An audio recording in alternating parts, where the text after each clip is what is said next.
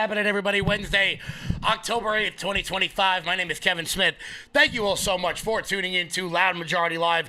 We got a jam-packed show for you guys today. We are awaiting President Trump at the moment. He is going to be speaking from the White House, hosting a roundtable on Antifa and the ridiculous crimes in which they have perpetrated over the last decade and have been allowed to. Good friend of the show, Nick Sorter, is going to be at that roundtable. We're going to bring you guys that live as it comes in. But also, we've got big breaking news. We've got polls coming out showing Congresswoman Elise Stefanik is within striking distance of Governor Kathy Hochul if and when she is prepared to announce her run for governor. This is huge stuff, particularly with the New Jersey race tightening as it is with Jack Ciattarelli basically flip a coin. Flip a coin with Mikey Sherrill right now. We got some big announcements coming up about New Jersey over the course of the next several weeks. You guys are going to want to keep it locked in here for all of that, particularly my people in the Northeast. Giddy up. Let's go. Also, some guy tried to blow up a red mess. What's a red mess, Kevin? We're going to talk about that. It happens every single year. I was at one of them yesterday, so this, affects me in a very, very serious way. Also, hey, it turns out climate change nuts. The Palisades fire had nothing to do with climate change. It was one of your radical left-wing activists and a Kamala Harris donor. Shocker. Shocker. Are you shocked? I'm not. Let's be honest here. We all knew. It's one of those things like, but you don't know. Like you knew, but you didn't need to be told that this guy was a Kamala Harris voter. Not to mention when I show you the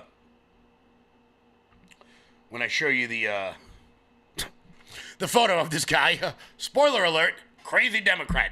But before we get started, everybody hit that thumbs up button, share the video out all over the place. We are rocking, we are rolling here. Once again, we are awaiting President Trump speaking on Antifa. What up, New York and New Jersey? Let's see you in the live chat. We're going to pop that right up on the screen. Guys, look. Politics is all about momentum, everybody. Politics is about momentum. And look, they said it couldn't be done in Pennsylvania. We won that in 24. They're saying it can't be done in New Jersey. We're doing it in 25. And damn it, we are going to do it in 2026. I'm jacked up. I hope you guys are too. Before we get started, head on over to loudmajorityusa.com. That's loudmajorityusa.com. Sign up for the newsletter. Check out our shop. That is the best way to support this show and everything we've got going on over here. We got big stuff coming up real quick. Just the local announcements as we normally do. This weekend, I will be at the Farmingdale Street Fair doing voter registration Saturday and Sunday. We're waiting to see what the weather is going to be like on Sunday, but we will for sure be there on Saturday. For my Nashville crew, I will be at the Charlie Kirk Celebration of Life in Williamson County on October 18th. Scan that QR code. If the QR code doesn't work, go to the Williamson County Turning Point chapter. Get your tickets. They are free. I would love to meet you guys. We will see you there. Giddy up. Let's go. Let's dive right on into all of the news. Plenty of stuff happening. As you see from the headline of the show, Elise Stefanik has Kathy Hochul within striking distance after the New York governor endorsed Commie Mom Donnie. Kevin, what on earth do you mean? What on earth do you mean? A New York Republican is going to win? You're damn right they are. New York officially has a heavyweight political bout on its hands in 2026. Oh yeah. A new survey of New Yorkers shows that Governor Kathy Hochul, the Democratic governor, with a slight single-digit lead over Elise Stefanik, and also that the race could get even tighter if New York City voters elect socialist Zoran Mondani next month, look, I'm not saying I like it. I'm not saying it's good. What I'm saying is there are political realities that some people in this state chose to ignore. I've said it since the beginning. I like Curtis Sliwa. He's a good guy. He's a friend. He's not going to be mayor, okay? Cuomo had to drop out. Sliwa had to drop out. Everyone had to take their medicine and get behind Eric Adams. Nobody wanted to listen to me, and now you're going to get a communist running the financial capital of the world. What could possibly go wrong? However, as I said on the Matt Gaetz show the other day, and oh, Nelly, did I catch hell for it, where I said perhaps we have to sacrifice New York City in order for the greater good. Well, it turns out this new survey proves me right again. I'll never get tired of being right. Sometimes I don't like being right, but, people should just accept the fact that it's going to happen more often than it's not. Hochul leads 48-43, according to the Gray House poll conducted last month, just after the governor endorsed Zoran Mamdani. Hochul finds herself in a deeply vulnerable position. The polling memo reviewed by the Daily Wire states, especially given the underlying data points that indicate that the race is only going to tighten. It shows, for example, that a Mamdani win in the mayor's race makes 47% of independent voters less likely to vote for the Democrat for governor, with only 9% saying it would make them more likely to vote for the Democrat. When voters were asked whether they wanted Hochul reelected or whether it was time for somebody else, 59% of New York voters said it was time for anyone but Hochul. Anyone but Hochul. You know what that means? That means only 40% of people are happy with the way things are going. And I want to make something very clear. There is going to be so much money dumped into this damn race. So, and look, I would fund Elise Stefanik's campaign myself if I could. But as I routinely say, I am the poorest person on Sesame Street. Kathy Hochul is going to face a primary from her radical left, which is why she endorsed Zoran Mamdani. Of course, what she doesn't understand is that immediately after she endorsed him, he told her, kick rocks. There are going to be primaries from the left. Does Maya Wiley jump in? Does the ugly one from Sex and the City jump in? Richie Torres, does he jump into the race? There are going to be people who primary her from the left. Whoever the DSA candidate is going to be. There are numerous names of people jumping in. Does she get primaried by her own lieutenant governor? Does she get primaried by Letitia James?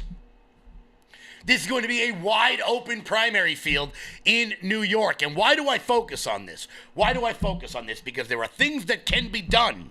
There are things that can be done to better the chances of this happening. First and foremost, you have to get off the couch. You've got to get off the couch. If you are a New Yorker and you are watching this, and I know there are many of you who are, if you sit on the sidelines, you will never win the game. On this show, we promote activism above commentary all day long. Sharing memes on Facebook is hilarious. Do not get me wrong. I love doing it. But if that's all you're doing, you're not helping.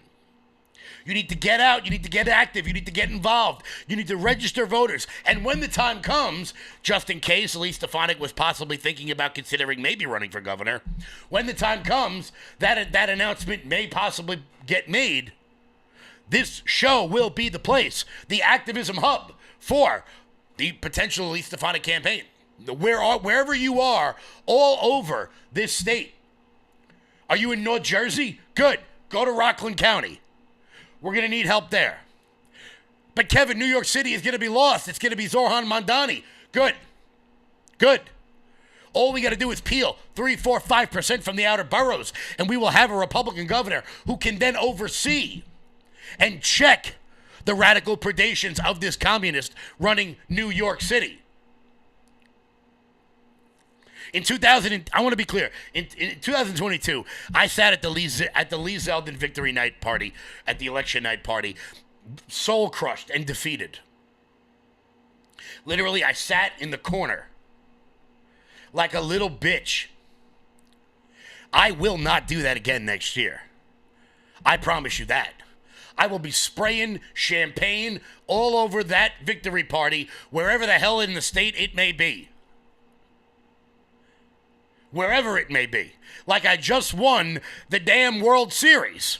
Maybe I'll even bring some of those Oakley goggles they wear so I don't get the champagne in my eyes. 2026 is going to be a wild, wild, wild time around this country. And I promise you, look, I know the rest of the country is looking at this and they say, oh, this is New York centric. Yeah, Because as New York goes, so does the rest of the country. When these things happen here, they happen everywhere. And I want to be clear, things are going to change. Things are going to change. When Lee Zeldin ran in 2022, at this time, he was down 10. And he came within 3. Right now, at least Stefanik, what is it? What was the overall total? He's at 5. You do the math. You do the math. Independent voters are not happy with this. Independent voters are not happy with the fact that Zoran Mamdani is going to win. And look, the bottom line is, New York City is the outlier. If we can peel 5% from Brooklyn, 5% from Queens, Staten Island comes out big, a few percentage points in the Bronx and Manhattan, and Long Island does its job, we will win in 2026. You can bookmark this page and come back to me in 13 months when I am spraying champagne all over the New York Convention Center or the Javits Center or wherever the hell it is we're watching the returns. Because guess what? According to this poll of 1,250 likely voters, when voters find out that Kathy Hochul endorsed Zoran Mamdani, Elise Stefanik wins by half a point. Wins by half a point. And that's just with the 2 lines. I plan on getting the 3rd line. 50,000 signatures throughout the course of the state of New York. Bookmark that. And if you want to be involved in that, I'm the person you need to speak to. We will not make the same mistakes that were made last time. I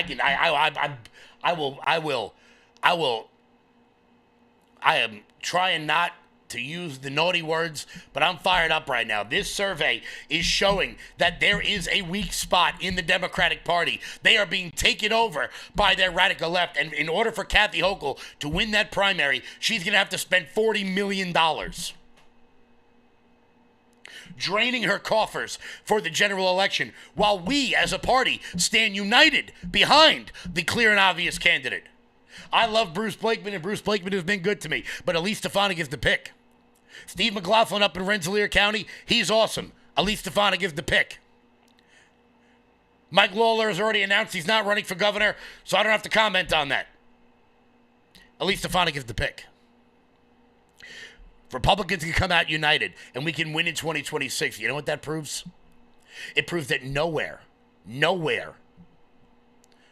is out of reach. Nowhere is out of reach. Not California, not Washington, not Oregon, not Colorado. Connecticut, Rhode Island, Massachusetts, who the hell knows? Because let me explain something to you guys. All politics is momentum. That's all it is. At the end of the day, it's time for us to get united. I am so excited about this damn survey. And look, there's many of them that have come out that shows Elise Stefanik within striking distance. For a myriad of reasons.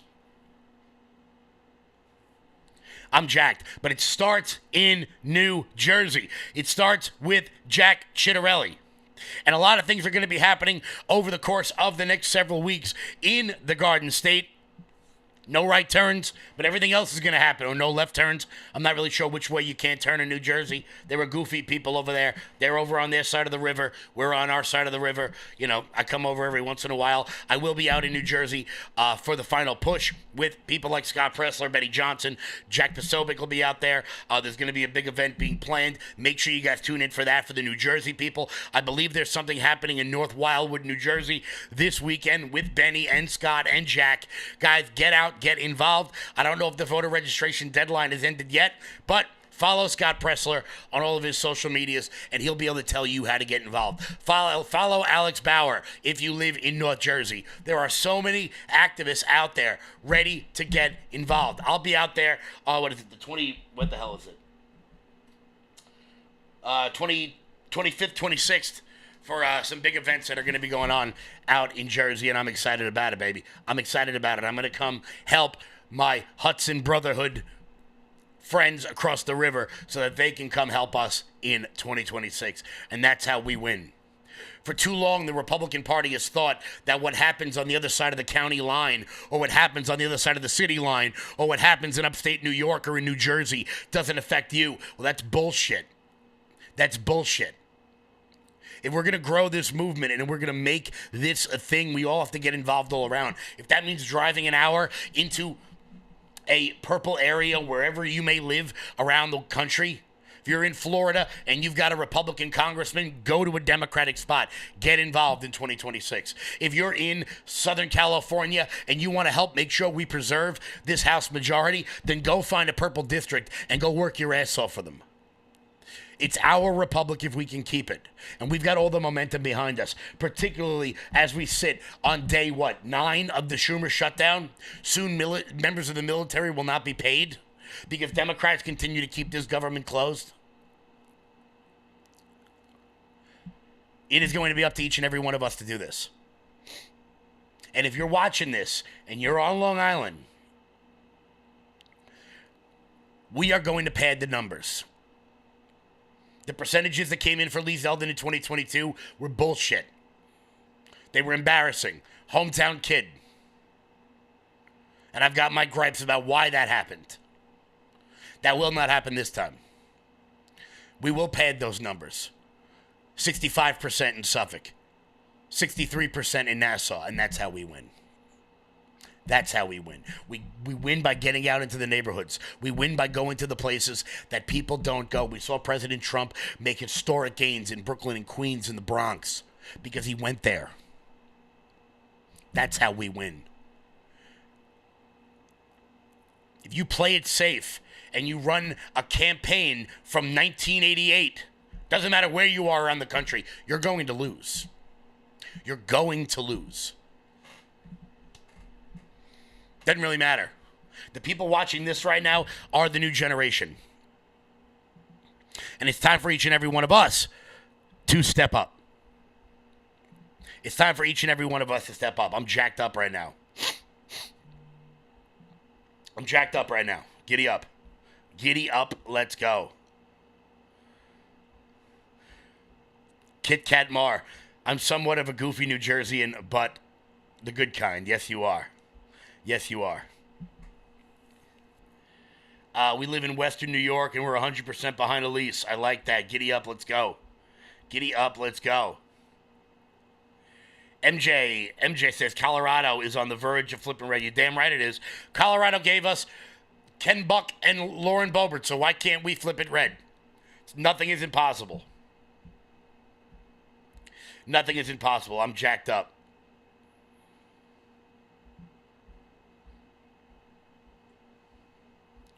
I'm fired up today. Fired up. I'm jacked. Woo. I wasn't planning on being this happy. Oh, yeah. Let's get rocking. Let's get rolling. Oh, yeah. We got big numbers across all the social medias. We got big numbers across everywhere. If you guys are watching on Facebook, do me a favor. Hit that little @ button. Tag your friends. Tag your followers so that they can see it as well. Share the video out. Make sure you guys are hitting that like button. Share the video out. We're going to be back with more breaking news in just a second. Before we do that, here's Old Glory Bank. When big banks decide who gets access to America's financial systems and who doesn't, who do you think gets left out? Middle Americans who proudly wave their pro-America values. Cancel culture in banking is corrosive. It limits your participation in a vibrant, free market economy. Fortunately, you can fight back. You now have the opportunity to invest in the bank that's investing in a fair American banking system, one based in freedom. Ownership in Old Glory Bank, the pro-America online bank, is here. Old Glory Bank is a full-service FDIC-insured bank that's the alternative to overreaching, un-American big banks. We stand for privacy, security, and liberty. We stand for freedom, family, faith, and the flag. We stand for all the values you stand for, and for the values big banks can't stand. So help keep banking in the hands of Main Street, not Wall Street. To invest in Old Glory Bank, go to oldglorybank.com. Guys, flipping your state red may not be easy, but do you know what is? Heading on over to oldglorybank.com. That's oldglorybank.com. And join up with the bank that supports your values. Support shows like this one. We can't keep the lights on without Old Glory, and we need your help, guys. Lock in some of those interest rates today before Jerome Powell either wises up or loses his job. Head on over to oldglorybank.com. That's oldglorybank.com. So, once again, we are awaiting President Trump and his roundtable on Antifa, featuring none other than my buddy Nick Sorter. It's caught on camera. I just want to roll the tape there. You were confronted by some Antifa rioters, pushed around a bit, and eventually you were thrown into a ditch, and you ended up getting arrested by the police. They held you overnight in the jail. The Multnomah County DA office put out this memo, though, in the wake of your arrest. As to Sortor, any physical contact he had with other persons was defensive in nature, reasonable under the circumstances, and therefore justified. There is video of Sortor taking a burning flag from an individual during this episode and putting the flames out. This conduct does not support any criminal charges, given the particular context in which it occurred. So why were you arrested in the first place? Well, that's what we're trying to figure out. We're trying to figure out who gave the order, because the police that actually arrested me had no idea what was going on. It took them almost an hour to find out what my charges even were. So, I don't think that they were in on it. I think that they were put in a bad situation as well. They were taking orders from somebody higher up, but who that person is to be determined. These people are out there every night screaming, burning things, vandalizing property, assaulting officers, and they are hardly ever arrested. But the day that I get there, a conservative media personality with a camera, I'm the one that gets arrested, and even the DA out there is saying that I should have never been arrested. Something stinks out there in Portland. Like, I went out there to expose the police department and the fact that they're allowing their city to turn into a terrorist hellhole almost, but run by Antifa. And they made my job a hell of a lot easier by arresting me at this point, because they've exposed themselves. Millions and millions of people are now paying attention to this story out there in Portland. Well, it's a heck of a story that you've got to tell, and I know you've been telling it to the president in the next few minutes. I know that you've got to get inside. Once again, we are waiting for, and I want to be clear, I've known Nick a long time. That's the most diplomatic answer he's ever been given in his entire life. But there are idiots out there, like Oregon Senator Jeff Murkey, who says that the Antifa violence in Portland is staged. It's staged and it's just propaganda. It's just propaganda. It's not a real riot. A roundtable. The group has stirred up chaos in Democrat-run cities like Portland, Oregon, but despite the violence that we have seen in that city for months, Oregon Senator Jeff Merkley is claiming it's all staged. And what happened in Portland a few nights ago, and it's recorded by Oregon Public Broadcasting, was that they staged a fake riot. They marched peaceful protesters 3 blocks and then had a line across the road.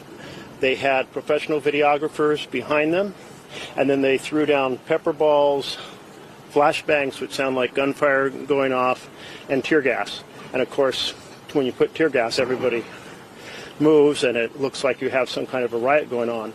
Totally fake. This is the first time I know of, at least in my lifetime, that the federal government has faked a riot in order to try to justify, if you will, the Insurrection Act being invoked. Our next guest will be at that White House roundtable less than a week after he was attacked at an Antifa rally and then arrested by Portland police before having all those charges dropped. Independent journalist Nick Sorter joins us now. Do you want to speak to what Merkley just said? You've spent so many nights out there on the streets. Is this staged? Is this faked? Yeah, I don't think Senator Merkley has spent a single night out there in Portland. I don't think he's talked to a single resident of the apartment complex next door to the ICE facility. This guy is in his cozy little home, his wealthy estate on the outskirts of the city, and pretending like he's going to be able to speak for the people that are inside, the victims of this, the ones that are scared for their lives to go outside on this block. Because you never know what's going to happen to them. You walk out there, and these people are deranged. It's not a safe place to go, and these residents are victims. But we do know what happened to you because it was caught on camera. No, of course that was. Look, this is why This is why I love the fact that Fox is beginning to do this a little bit more. Look, say what you will about Fox News, that's not really the point. They still have got more media pull than anybody in the industry. Anybody in the industry, more people are still watching them, not only on cable, but on YouTube as well. As a matter of fact, they racked up 1.65 billion YouTube views in Q3 alone. So whatever your critiques are of Fox News, eyeballs are hitting that screen. It doesn't matter. And the fact that they're starting to have, whatever you want to call them, influencers, independent journalists, new media personalities, whatever the hell it is you want to call it. The fact that they're starting to interview these people means that they're starting to get real answers to real problems. If they had interviewed some member of Congress there, they would have given some diplomatic answer. Instead, they got Nick Sauter on there, who just kind of tells it like it is. Regular guy from Kentucky. The way I would have answered it, the way you would have answered it. And of course, the violence is only ramping up. The violence is only ramping up at all places all over the country. As a matter of fact, yesterday at the Red Mass, which we're going to go over in just a second, some guy had 200 explosives in a tent parked in front of a church. What was he doing with these explosives? Well, one, I think it's safe to assume that if you have over 200 improvised explosive devices, you're probably ready to blow something up. Well, let's talk about the Red Mass, because I was actually at one last night, so knowing that somebody tried to blow this thing up is a little terrifying. The Red Mass is a mass that happens every single year, and it's offered towards the legal profession, judges, lawyers, law professors, law students, and government officials, marking the opening of the judicial year. The religious service requests guidance from the Holy Spirit for all those who seek justice and those who have power and responsibility in the legal profession. Why does this matter? Well, because not only do you have judges and lawyers and public officials. Yesterday, at the one I was at, was the town supervisor of Hempstead, John Ferretti, the Nassau County District Attorney, Ann Donnelly. About 100 judges were in the room. But where this guy had his tent and his 200 improvised explosive devices, there were also 3 members of the Supreme Court. On Sunday, reportedly with over 200 homemade explosives. Griff Jenkins is live in D.C. with more. Hi, Griff. Yeah, good morning, Dana. And what's really frightening, Supreme Court justices were expected to attend this annual Red Mass at St. Matthew's Cathedral that marks the start of a new Supreme Court term, when a 41-year-old South Jersey man named Louis Jerry was arrested on the cathedral steps, having set up that green tent you see there, which had more than 200 homemade explosives inside, including Molotov cocktails and vials containing nitromethane, a compound used in the Oklahoma City bombing. Now, court documents show that when police officers approached Jerry, he said, "You might want to stay back and call the federales. I have explosives." And Jerry handed officers writings expressing animosity towards the Catholic Church, Supreme Court justices, members of the Jewish faith, and even ICE immigration officers. Now, D.C. police say in a statement, during the arrest, officers observed multiple suspicious items, including vials of liquid and possible fireworks inside of the suspect's tent. The investigation is ongoing in coordination with members of the Joint Terrorism Task Force, the Federal Bureau of Investigation's Washington Field Office, and the Bureau of Alcohol, Tobacco, and Firearms. Now, Jerry is facing multiple charges. Look here. It includes unlawful entry, assault of a police officer, threats to kidnap or injure a person, possession of Molotov cocktails, and possession of a weapon of mass destruction and furtherance of a hate crime, as well as resisting arrest. Finally, Dana, reports from the official newspaper of the Catholic Archdiocese of Washington say as that security threat unfolded, none of the justices attended the Mass. Dana? All right, Griff, thank you. So at the moment... Oh, that's not terrifying at all. Also, you got enough money to make 300 bombs, but not enough to find an apartment. You know, minor details here. Minor details here. Let's see. What do we got here? The White House is getting ready to stream. So we are going to throw it over to the White House in just a moment. We're going to throw it over to the White House in just a moment. It looks like President Trump has sat down. Here is yeah. Let's see here. Let me pull up the White House feed. Here's President Trump. On Sunday, maybe Saturday, maybe a little later than Saturday evening, but that seems to be our schedule. It should be clear to all Americans that we have a very serious left-wing terror threat in our country. Radicals associated with the domestic terror group Antifa that you've heard a lot about lately, and I've heard a lot about them for 10 years. And other far-left extremists have been carrying out a campaign of violence against ICE agents and other officials charged with enforcing federal law. In Chicago, anarchists have surveilled at least 4 local ICE facilities and posted diagrams of the buildings online, meaning nothing but bad, accompanied by photos of specific ICE agents that they're targeting, one in particular who's a top person and a great patriot. In July, approximately a dozen Antifa-aligned militants stormed the ICE facility in Texas and then lured officers out of the building before firing dozens of rounds at police. They were crazy, frankly, shooting one Texas officer in the neck. And in Portland, Oregon, Antifa thugs have repeatedly attacked our officers and laid siege to federal property in an attempt to violently stop the execution of federal law. Everything we're doing is very lawful. What they're doing is not lawful. And what the governor and the mayor of, as an example, you could say of Portland, and you can say certainly of Chicago, it's not lawful what they're doing. They have to be very careful. In addition, 2 weeks ago, a radical left terrorist in Dallas conducted a sniper attack on a local ICE facility, killing 2 people and leaving behind a note that read, "Hopefully this will give ICE agents some real terror." That's bad. This attack came the very same month that Charlie Kirk was assassinated by a far-left extremist who inscribed the words, "Hey, fascist, catch," meaning catch the bullet, onto the bullet shelf itself. The epidemic of left-wing violence and Antifa-inspired terror has been escalating for nearly a decade.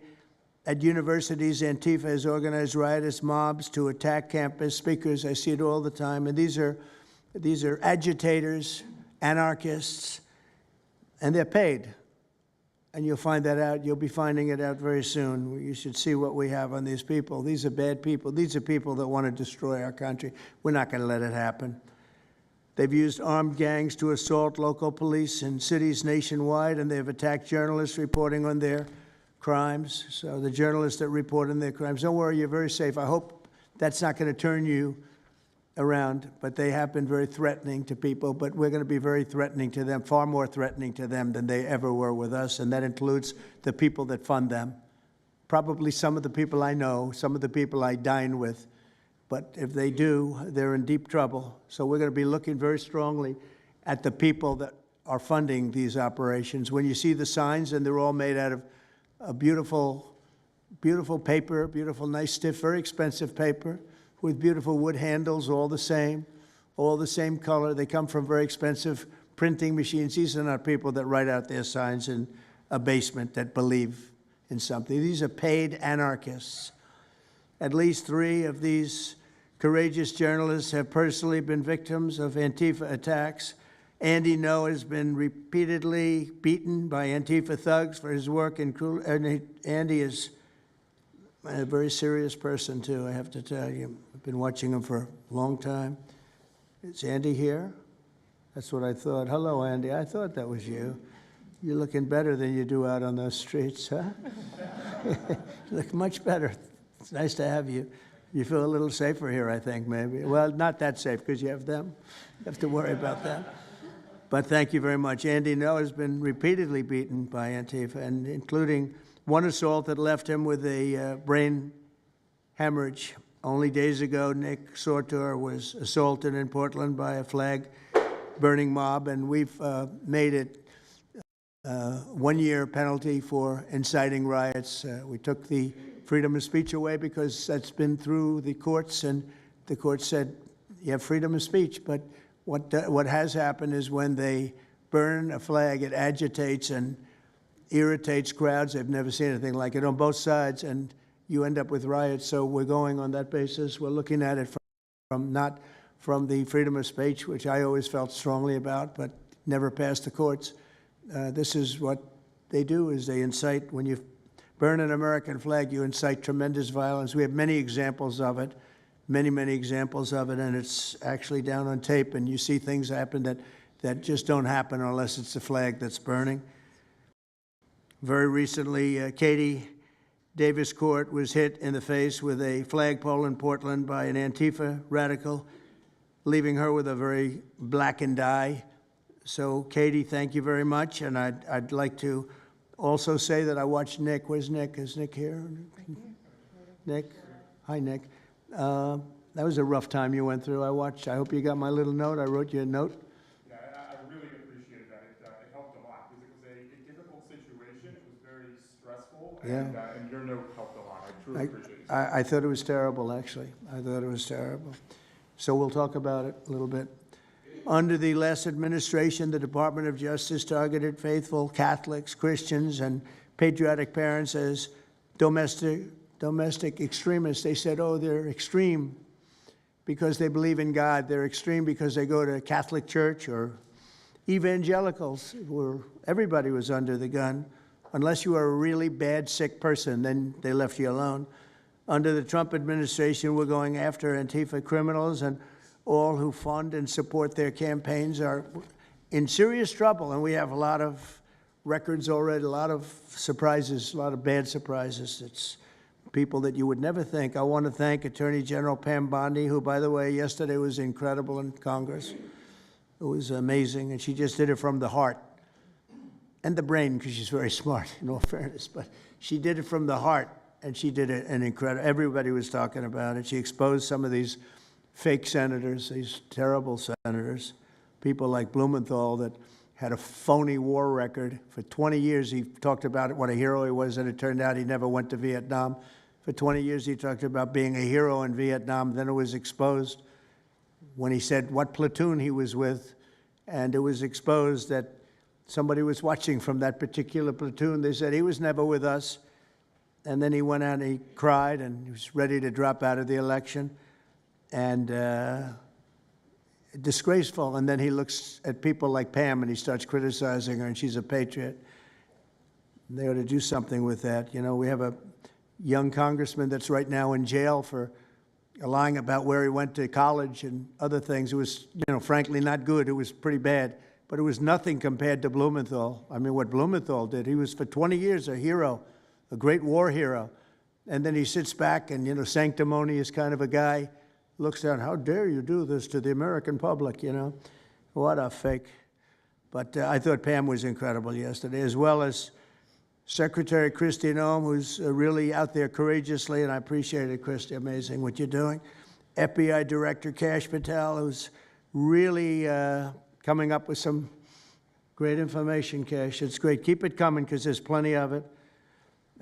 Deputy Attorney General, one of the best lawyers you'll ever find, Todd Blanche, who I know personally is a good lawyer because I'm here. Thank you very much, Todd. Good job, Todd. Let me ask Attorney General Bondi to say a few words, and then we'll follow it up with Secretary Noem and Director Patel. And we're going to have some of the people around the table, very courageous people, and they're going to be talking, journalists, almost all, and they're going to be talking, and we'll take some questions from the press at the end. Okay, Pam, please. Thank you, President Trump. And as you made clear, Antifa is a domestic left-wing terrorist organization. We've seen them on video for years because they wanted to be seen and they got away with it. They beat journalists, they attack courthouses, they attack police stations, they dox and assault our law enforcement officers. The Biden administration let them commit these crimes with total impunity for years. So did Democrat leaders like Pritzker and Mayor Brandon Johnson.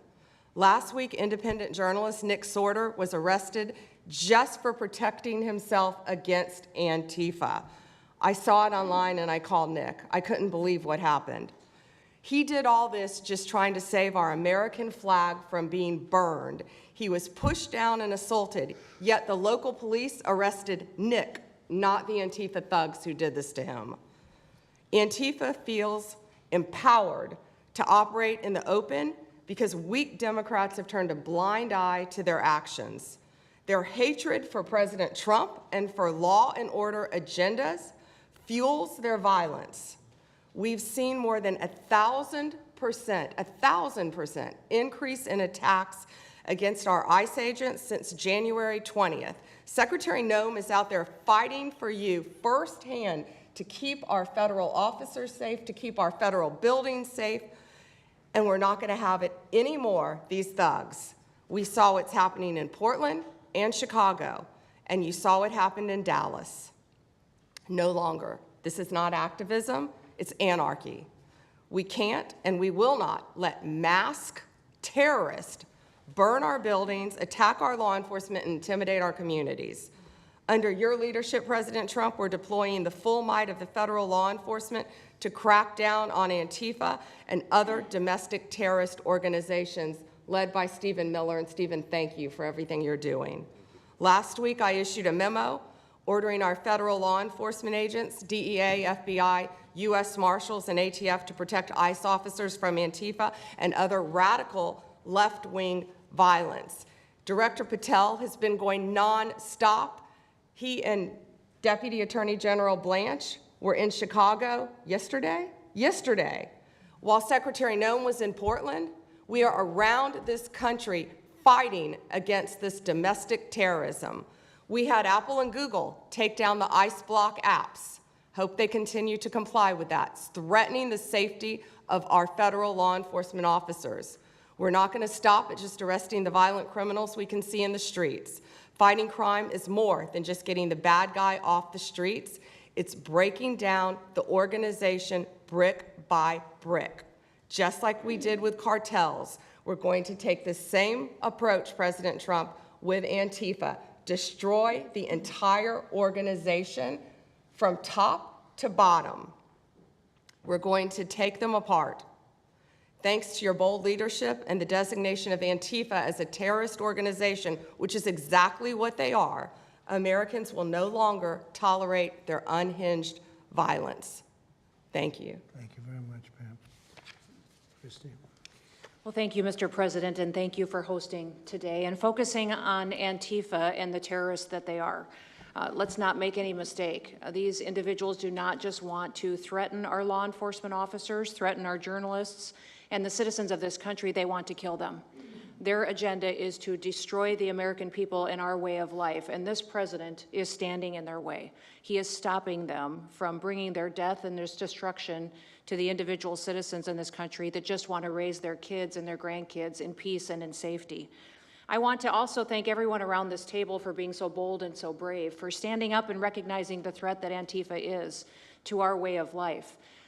By recognizing how advanced they are, how sophisticated their networks are, how they've infiltrated our entire country, and we're seeing them play out with their tactics from city to city, and how they have built out their funding mechanisms. And sir, I also want to thank our Treasury Secretary for his work in getting to the bottom of these funding mechanisms and individuals who are perpetuating this violence on our American cities.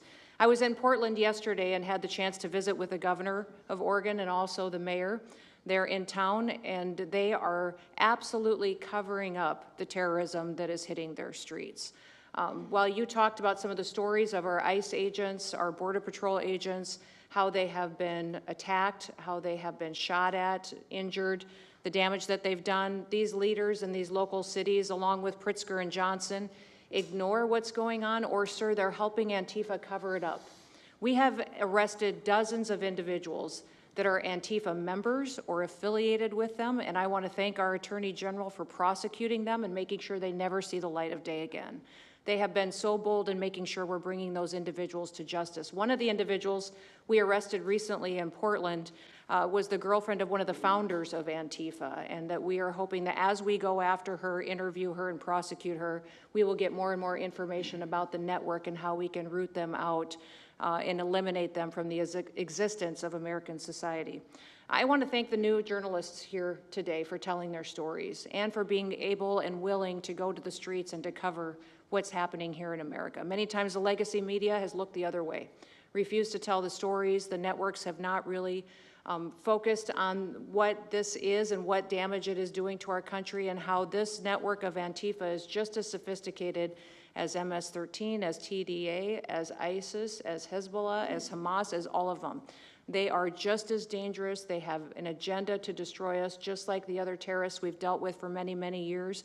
And today is the day that we have a president that won't tolerate it and will stand up and fight for the American people. So thank you for being here, for being so bold, and for standing in the gap at such a time as this. It will matter, it will make a difference, and your life will be one of significance because of what you've done today. So with that, God bless you, and thank you, Mr. President. Thank you very much. Thank you. Cash, please.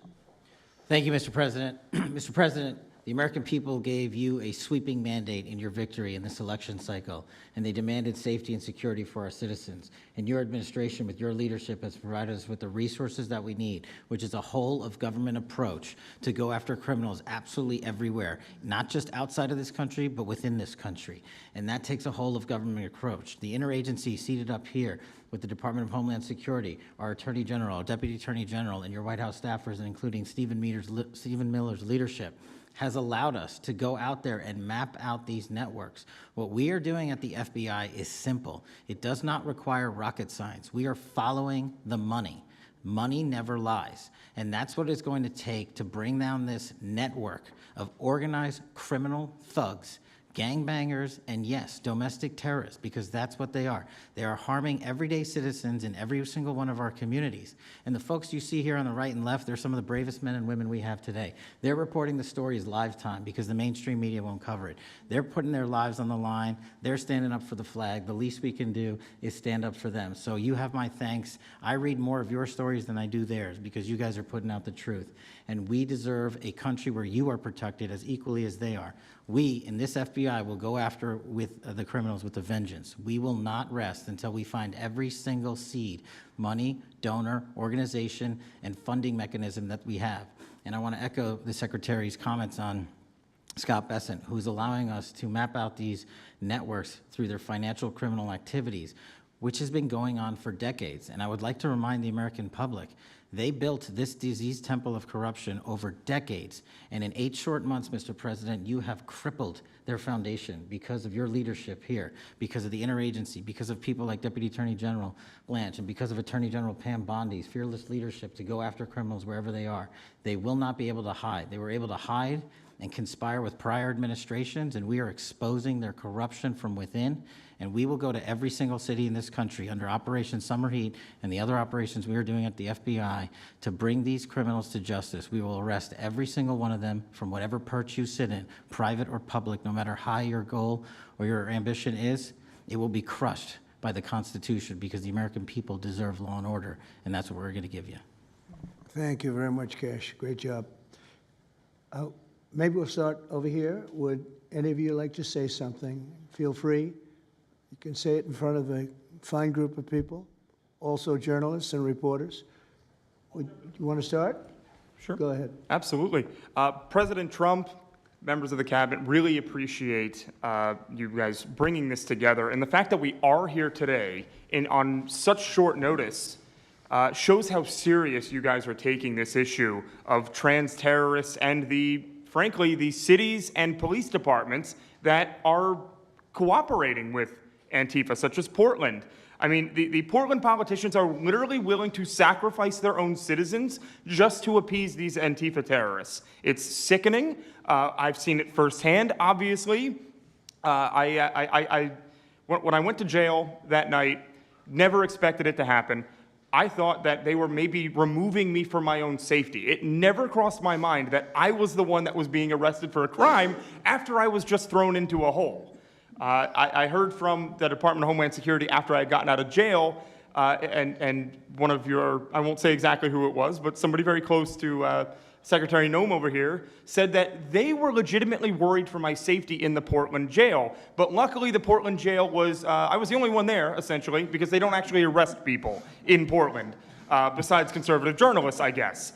So Look, I'm glad that it was not a good night for me. Let's just say that. It was not fun sitting in that jail, but I'm glad to see what has come of it. And I've been able to talk to a bunch of FBI agents, ATF agents, DHS agents that I didn't even know existed until I went there and went to that ICE facility.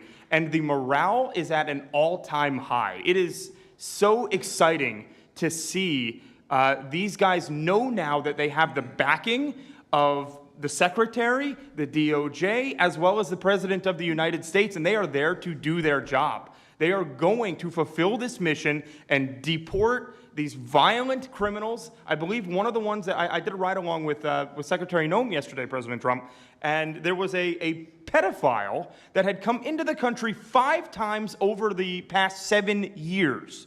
7 years, and apparently under the Biden regime, that was just allowed to happen. That was fine, no problem. It's concerning to me that you're seeing the Portland Police Department, as well as the governor of Oregon, and the mayor, of course, coming out and running defense for pedophiles that have entered the country illegally 5 times. It's crazy. I'm glad it's taking a front row seat in the media. And, they're being forced to talk about it in reality because, we're the ones that were on the ground. We're the ones that are actually reporting what's going on. Much of the legacy media has been either ignoring it or covering for Antifa for years now. So thank you guys so much for taking this seriously. And President Trump, you mentioned that flag. So remember, you put out a truth right after That's right. I saw that. Took this flag from that man that was burning it in the street. I saw it. Do you know who he is? Oh yeah, I know exactly who it is. So why don't you give it to Pam? Give it to the Attorney General, and let's start prosecutions.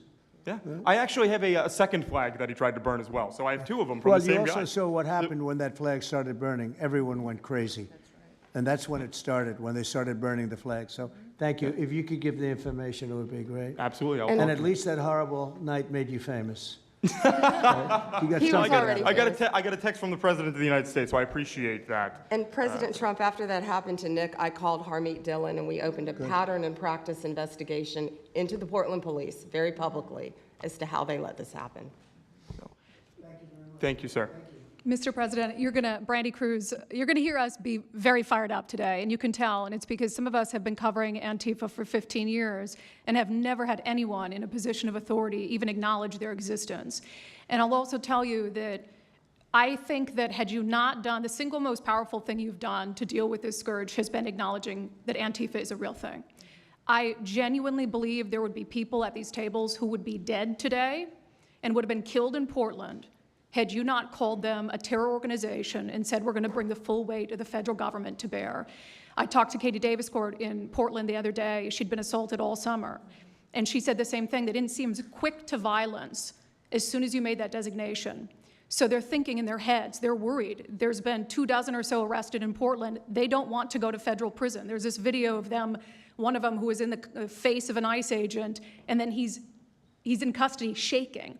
Once you take the mask off, they're nothing. And I was told by probably a dozen people not to tell you this. I'm going to tell it to you anyway, because it's relevant to what we're talking about. I'm living proof that you can recover from TDS. I had strong Trump derangement syndrome for probably 8 years. This is one of the reasons I recovered from it. And by the way, it's much better to not have TDS. I'm happier, I'm healthier, more successful. I even think I got a little more attractive after I got rid of my Trump derangement syndrome. Yes. I'm a reporter in Seattle, and frankly, I could not care any less what any of you have to say about this meeting.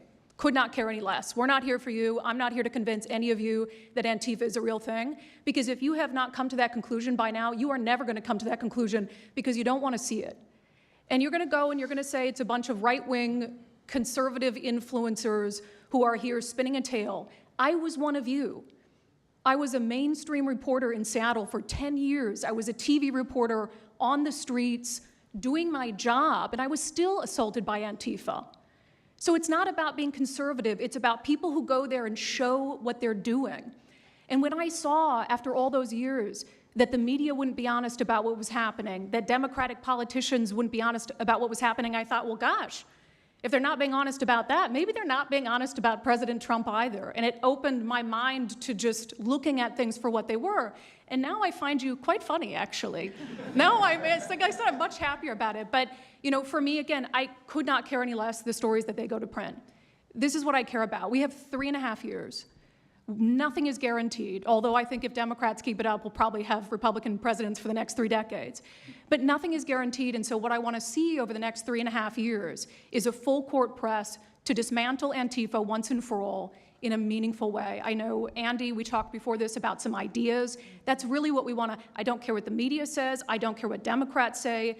They will never wake up to this fact. So we want the federal government to take as many of these cases as possible, look at the interstate travel between Portland and Seattle when it comes to these people who are committing violent acts, and hopefully in 3.5 years, they will be a shell of their former selves. Very close to that, and it's Antifa and many others, unfortunately. Yes. There are many others, bad ones. Most have been named terrorist organizations. There are a couple that we're going to. But I think we've got it pretty well covered. But there are many others. But very specifically today, it's Antifa, and it's really bad. And we're going to get it cleaned up. Andy, do you have something? Thank you very much. I'm glad you no longer have TDS. I feel very good about that. Thank you. Thank you, Mr. President and members of the Cabinet. I have a lot of gratitude and a little bit about my background. I'm born in Portland, Oregon, from there. And growing up, it's always been left-wing, very progressive. And I liked it. It had cafes and artists and those who lived a bohemian lifestyle. And in 2016, I was a graduate student at Portland State studying political science. I was an editor at the student paper there, a very progressive paper. And I was assigned to cover the election night demonstrations. Well, the elections night protests turned to riots, 3 days of violent rioting in Portland. And it was the first time that I saw groups dressed in black with their faces covered. This is 4 years before COVID. Some of them were waving the black flag of anarchism, some the red flag of Marxism. And within seconds, they would ravage one street to another, to another, to another. And the next day, I would read the legacy media, which I still read at